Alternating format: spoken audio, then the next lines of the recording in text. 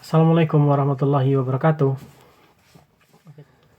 Untuk kali ini, saya mau berbagi cerita ke teman-teman semuanya tentang proses pembuatan visa, yaitu ini bagi yang teman-teman yang ingin ke Jepang ya, karena yang saya tahu cuma di Jepang doang. Yang ke negara lain saya kurang tahu. Untuk yang pertama, visa studi atau visa student. Itu syarat yang pertama ada paspor, yang kedua ada certificate of eligibility atau surat izin tinggal atau COE istilah populernya. Yang ketiga ada resident track. Resident track ini dibuat oleh penjamin, semacam kayak surat perjanjian gitu. Terus yang ketiga kita ngisi kuesioner. Itu ada 3 ada 4 ya? 4 ya? Ada udah 4. Terus selanjutnya visa Tokutegino. Nah, ini nih yang lagi hangat-hangatnya. Mungkin bagi teman-teman yang mengurus sendiri proses Tokutegino, bertanya-tanya, bagaimana sih cara ngurusnya? Gimana sih cara ngurusnya? Di mana gitu. Itu yang pertama juga ada resident track, yang kedua ada paspor, yang ketiga certificate of eligibility, ya susah amat, atau COE atau surat izin tinggal, yang terus yang ketiganya EKTLN. Nah, itu dibikinnya di daerah masing-masing. Ada di Jogja ada, di Cilacap ada, Jakarta ada, Surabaya ada. Terus tadi sampai mana? EKTKLN ya.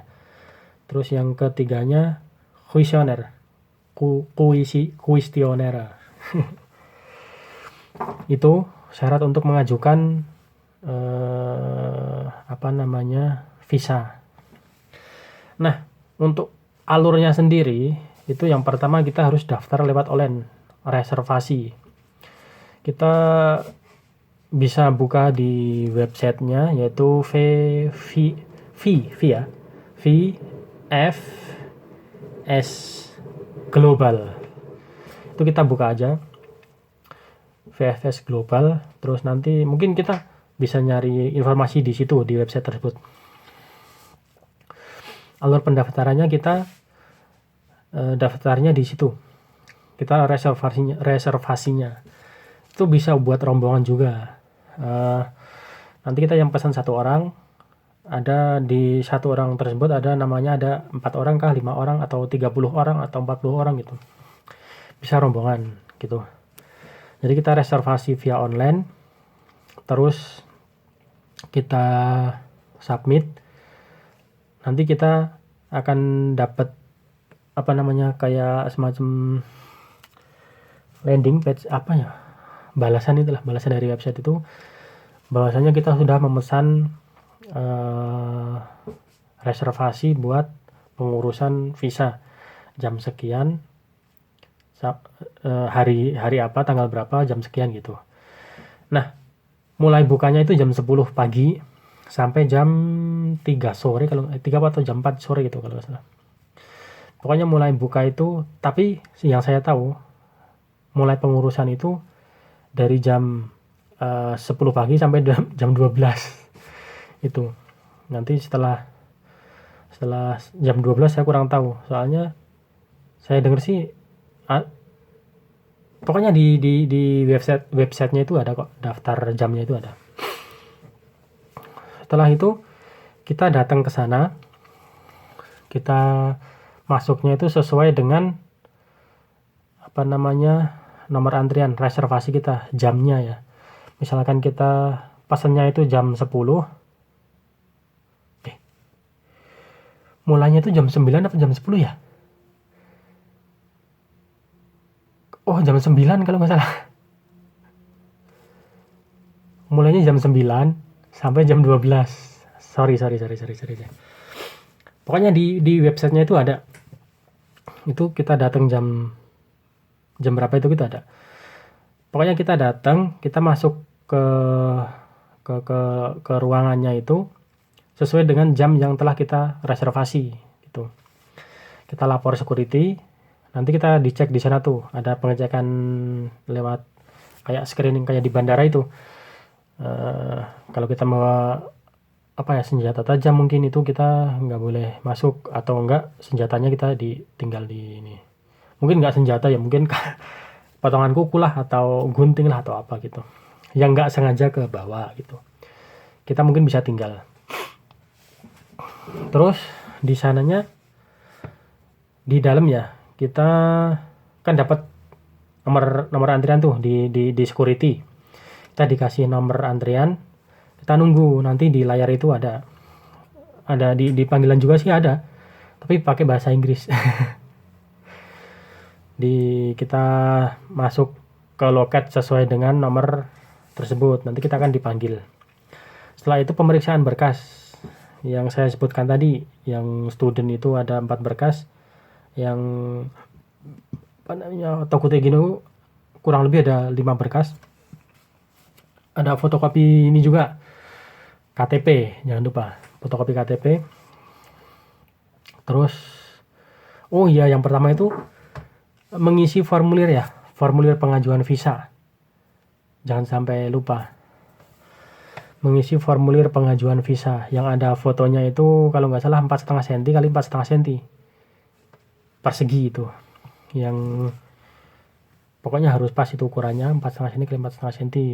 Itu diisi, kita bawa saat pengajuan tersebut. Jadi syaratnya naik ya. Tadi kan ada yang pertama formulir pengajuan, yang ketiga eligibility, yang keempat paspor, yang kelima fotokopi KTP, yang keenam resident track yang dari Jepang, terus kuesioner. Itu kalau data semua udah siap, insya Allah lancar, data bisa masuk. Kita nggak ditanya ini itu kok, cuman paling kita di sana ngapain gitu, kerja atau mungkin student atau apa gitu. Terus nanti untuk setelah jadi itu pemberitahuannya ada macam-macam. Ada yang via SMS, via telepon, via email, via pos. Jadi kita visa jadi itu dikirim via pos gitu. Nah, setiap tahap tersebut ada casnya. Kalau nggak salah itu yang via SMS, via telepon itu kena cas 30.000. Kalau via pos 30.000 juga ya, mungkin ya, kurang tahu. Pokoknya ada biaya tambahan sendirilah gitu. Terus setelah dokumen masuk, kita dikasih kayak barcode itu, nota buat ke kasir. Kita ke kasir, kita bayar. Habisnya itu saya berapa kemarin ya, 700.000, sekitar 700.000-an, atau malah nggak nyampe ya, sekitar 700.000. Kayaknya sih nggak ada sih, 600.000 mungkin nggak ada mungkin. Pokoknya nggak nyampe 700.000 itu bikin visanya itu. Terus setelah kita bayar, kita ada nota, nanti mbaknya sana bilang, Mas nanti kalau udah jadi dikabarin via sesuai yang kita pilih ya. Mungkin ada yang dikirim lewat pos, ada yang di telepon, ada yang di SMS gitu. Setelah itu mungkin urusan prosesnya sudah selesai setelah kita bayar ya. Nah, kan ada dikasih kwitansi sama barcode itu jangan sampai hilang, karena itu buat barang bukti kita ngambil visa tersebut. Nah, itu nanti eligibility semuanya itu kan kita ditaruh di sana tuh buat ngambil paspor juga, eligibility juga, sama visa yang bisa jadi. Terus setelah jadi kita nunggu kurang lebih maksimal itu 5 hari kerja, paling cepat 3 hari kerja. Kita nunggu kurang lebih 4 hari itu sudah jadi. Kita bisa mengeceknya juga di website VFS Global. Kita bisa mengeceknya di sana. Apakah sudah jadikah atau belumkah? Kita bisa mengeceknya di sana. Terus untuk alamatnya sendiri itu ada di ITC Kuningan. ITC Kuningan. Kayak pusat perbelanjaan gitu. Di sebelahnya Aksa Tower di ITC Kuningan, lantai 2. Lantai 2 itu yang umum ya. ITC Kuningan lantai 2. Nanti bisa naik, kalau yang dari jauh naik kereta mungkin bisa turun ke Pasar Senen. Ya, Pasar Senen kita naik Grab habis 20.000 mungkin ya. 20.000 nyampe depan ITC itu. Lalu kita masuk, kita naik ke sana, tanya sama security gitu. Ada VFS Global.